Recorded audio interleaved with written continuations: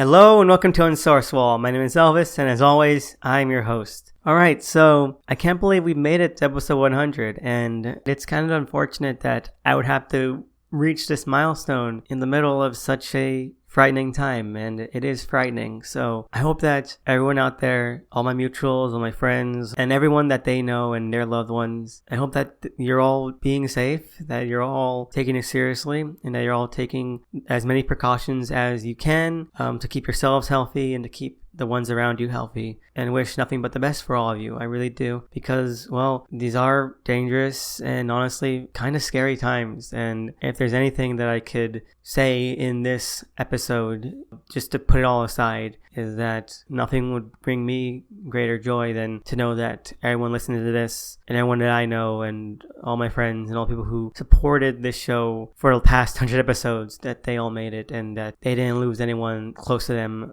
or that anyone close to them wasn't harmed by this in insanely tragic or unfortunate ways. So, bless you all. And I hope that, we all get to see the future of this, and that it all ends up being something that works out for the best. So thank you all so much for listening for 100 episodes. And I'm not going to try and let it get me too down, because if nothing else, this show allows for some routine and just to sort of get out of my head a little bit, like I said. So thank you all so much, and let's try and have a great episode. So here's to all of you. So there's not a lot of movie news, as always. It seems that a lot of things are getting pushed back, including stuff like Black Widow, and well, it's unfortunate, it really is. So it's going to be kind of a dry spell for that. So let's get into the one thing this week that really stuck out.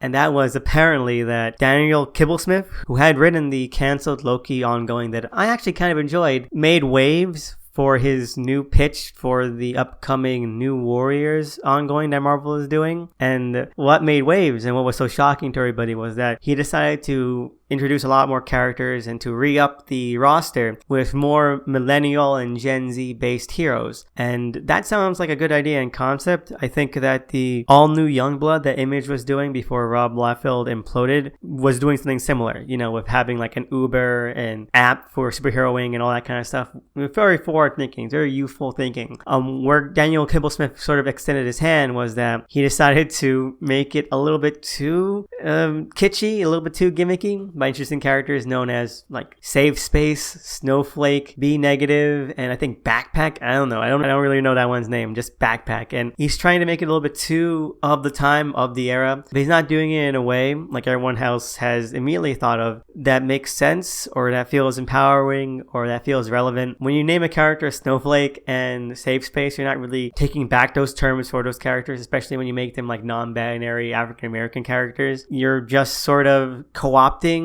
loaded language that has sort of become too meme-worthy to take seriously. You could have named them like someone on Twitter mentioned, like Icicle and Guard or something like that, something more generic, and it probably would have gone across the same idea. If you're trying to go for a thematic tether here that made sense in terms of how those idioms and how those memes are used, then yeah, you could have done something a little more serious. But by using them directly, it makes it really hard to take seriously. So everyone on Twitter had a field day with this, comics Twitter or not, and it was all a great time. But really what the sort of insane backhand of this is that, now someone said this sort of jokingly, is that, hey, right-wing comics Twitter and left-wing comic Twitter can finally join in on making fun of this. But the fact of the matter is that right-wing or alt-right or Comicsgate comics Twitter, they don't give a shit about joining with us on anything. They really don't. All they care about is finding whatever scrap they can to use as part of their insane and completely crackpot-oriented persecution complex. So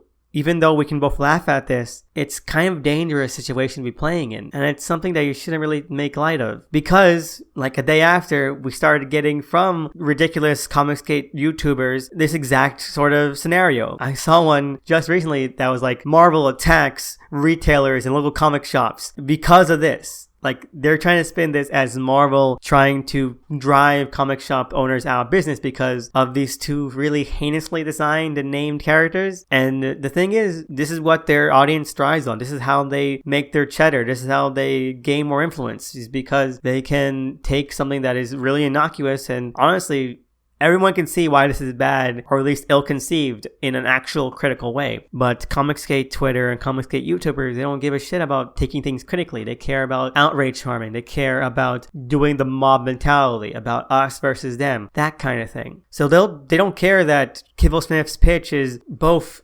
insensitive and honestly very lackluster, underthought, that kind of thing. They'll just see things like Snowflake, Safe Space, and LGBTQ and non-binary and think, see, this is Marvel trying to divide us, and this is Marvel trying to attack white males, that kind of bullshit. And their audience is going to eat it up. So that's a shame. That's probably the worst thing to come out of this. I know we can all laugh at it, but there's a darker undertone here that we need to be cognizant of. Especially because who else is going to try and take them to task for it? So yeah, that was something that came up in comics Twitter. Funnily enough, it reminded me a lot of when Marvel did the America Chavez ongoing with Gabby Rivera, and that was probably meant to be very sort of relevant and culturally hard-hitting and sort of like speaking to the people, but that America Chavez ongoing ended up being disgustingly insensitive and culturally ignorant and all sorts of semi-racist. So yeah, it's probably something like that. And when I brought it up, I had no idea that Marvel was going to announce another America Chavez ongoing. Well, it's not ongoing, it's a miniseries. But I had to say like 3 times in a day because all this news that was coming out that, hey, maybe don't fuck this one up. Maybe actually let America Chavez be an actual character that we can sort of see ourselves in. That says something other than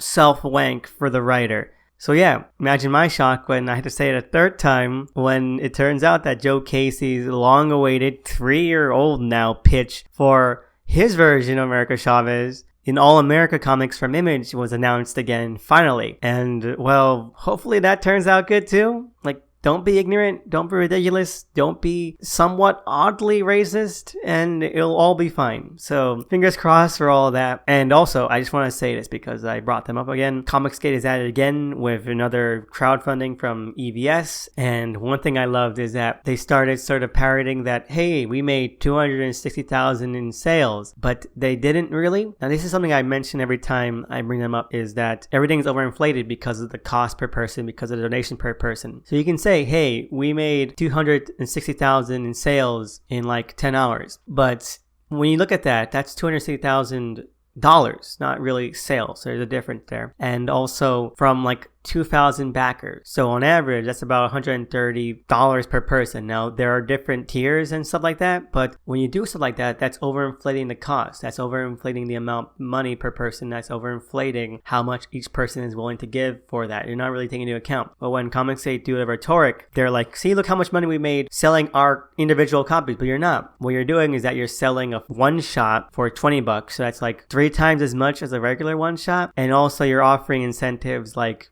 original arts, stickers, promotional items, something like that, for like 8 times as much as a floppy plus. So yeah, it's one of those things where they're not really making as much per comic as they are saying, and it's annoying. So I just want to get that out there, that Comicsgate and EBS and the new Cyberfrog Indiegogo thing is only making like $130 or so per person, and that's insanely a lot more than like a $4 floppy. So 2 thumbs down. And speaking of that, let's head on into what I read this week. I only read one thing this week, and that is Grendel Devil's Odyssey number 4. And that brings us to the middle of the entire miniseries. And so far, it's been pretty good. I do have to take to task for its formulaic nature. It definitely is going to do that whole 1-issue setup, 1-issue sort of payoff for each biome and planet that Grendel Prime is visiting in his quest to colonize the stars for the Great Grendel Con, now that Earth is pretty much a dumpster fire. And, well, this one was definitely a better payoff than the original payoff we got with the kind of tribal people, because yeah, now we have this frozen ice planet prison, and the characters there and the kind of wardens there were very interesting characters. They had a lot more depth to them. They had a lot more dynamic nature to them that felt a little bit more substantial. It felt a little bit more hard-hitting. There's some tragedy there that felt earned because these characters are a little bit more innocuous, a little bit more simple and naive, but they are effective at being antagonists, and they do feel really threatening. So it was a good balance that Matt Wagner pulled off. And one thing I thought that really made it stand out is that we finally got to see at least a part of the origin of Grendel Prime. Now, he's a character that's been shrouded in mystery, and it's something that really works. It's something that it does sort of hit you hard that no, this guy is so completely indoctrined and such a staunch believer in the Grendel philosophy that no, we see at least in the fringes of his surgery that kind of exculpated like 99% of his body and sort of retrofitted it with what he has now, a cybernetic Grendel body. And it works. It really is really thrilling and also kind of nauseating and kind of really sort of interesting. It's good to see at least a little bit behind the curtain. The way they bring it up is something that I think is enlightening. And you hear the doctor say that, hey, he wanted to be awake during this. He wanted to be conscious. And, you know, it adds more layer. It adds a little bit more of a heartening beat, even though it is kind of unfortunate and pretty traumatic. So I really like that. It's not something that I think is too exciting. It could stand to be a little bit more thrilling, a little bit more encapsulating to like the Grendel saga. I mean, we're halfway through, but hopefully it hits that mark. Overall, 2 thumbs up. I had a good time with it. I really did. And that's it for this week. I didn't ask any questions. I was going to, but unfortunately my dad became sick with pneumonia and I had to put that ahead of everything else. So I want to say thank you to everyone who sent their well wishes and their thoughts and prayers on Twitter. That meant so much to me, so thank you so much. And I hope that he gets better and that next week I can start us off with better news that he's back home and all that. So thank you so much. And I just want to say thank you to everyone again who has supported this show and who's listened along and who shared and liked and commented and everything throughout these past 100 episodes. It's insane and it's shocking. It really is shocking to me that I was able to do 100 episodes and that I'm so close to the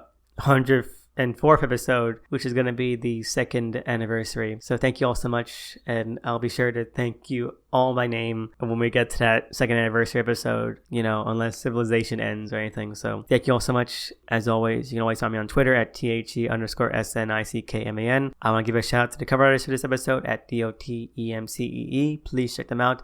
They're amazing. Give them a follow. They really deserve it. Thank you all for listening. Thank you all so much. And it might not be like the biggest 100 episode of anything there ever has been. It's not the 100 episode that I would have planned to do if I could do more. But thank you all for listening. And it was an honor to be able to do this, to feel able to do this. And thank you all for making that possible. I truly mean it. So have a great week and see you again next time.